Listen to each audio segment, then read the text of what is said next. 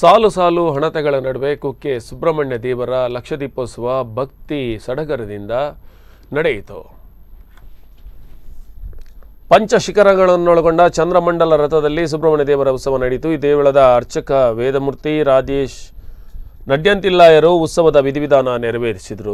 ರಥಬೀದಿಯಿಂದ ಕಾಶಿಕಟ್ಟೆ ತನಕ ಬೆಳಗಿದ ಲಕ್ಷ ಹಣತೆ ದೀಪದ ನಡುವೆ ಶ್ರೀದೇವರ ಉತ್ಸವ ನೆರವೇರಿತು. ದೀಪಾಲಂಕಾರಗಳ ನಡುವೆ ಭಕ್ತರ ಪರಾಕುಗಳೊಂದಿಗೆ ಶ್ರೀದೇವರ ಲಕ್ಷದೀಪೋತ್ಸವ ಸಂಪನ್ನಗೊಂಡಿತು. ಈ ಮೂಲಕ ಶ್ರೀದೇವರ ರಥಬೀದಿ ಉತ್ಸವ ಆರಂಭ ಆಯಿತು. ದೇವಳದ ಹಾಗೂ ಸಾರ್ವಜನಿಕರ ಭಕ್ತರ ಸಹಕಾರದಿಂದ ಲಕ್ಷ ಹಣತೆಗಳು ಬೆಳಗಿದವು.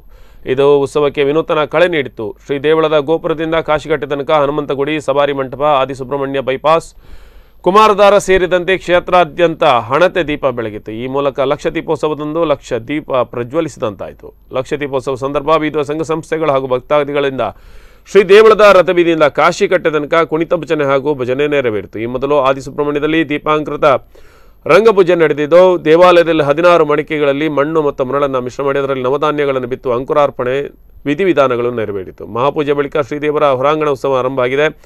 ಪ್ರಥಮವಾಗಿ ಕಾಚುಕುಜುಂಬ ದೈವವು ಶ್ರೀದೇವರನ್ನು ಭೇಟಿಯಾಗಿ ನುಡಿಗಟ್ಟು ನಡೆಯಿತು. ಅನಂತರ ಆಕರ್ಷಕ ಸಾಲು ದೀಪಗಳ ನಡುವೆ ಶ್ರೀದೇವರ ಶೇಷವಾಹನಯುಕ್ತ ಬಂಡಿ ಉತ್ಸವ ಮತ್ತು ಪಾಲಕಿ ಉತ್ಸವ ನೆರವೇರಿತು. ಚಂದ್ರಮಂಡಲ ರಥೋತ್ಸವದ ಬಳಿಕ ಸುಬ್ರಹ್ಮಣ್ಯನಿಗೆ ಅತ್ಯಂತ ಪ್ರಿಯವಾದ ಬೀದಿ ಉರುಳು ಸೇವೆಯನ್ನು ಭಕ್ತರು ಆರಂಭಿಸಿದರು. ಕುಕ್ಕೆ ಶ್ರೀ ಸುಬ್ರಹ್ಮಣ್ಯ ದೇವರಿಗೆ ಸಲ್ಲಿಸುವ ವಿಶಿಷ್ಟವಾದ ಈ ಸೇವೆಯನ್ನು ಸ್ವಯಂ ಪೂರ್ತಿಯಿಂದ ಭಕ್ತರು ಲಕ್ಷದೀಪೋತ್ಸವ ರಥೋತ್ಸವದ ಬಳಿಕ ಆರಂಭಿಸಿ ಚಂಪಾಷಷ್ಠಿ ಮಹಾರಥೋತ್ಸವದ ಬರಕ್ಕೆ ನೆರವೇರಿಸುತ್ತಾರೆ.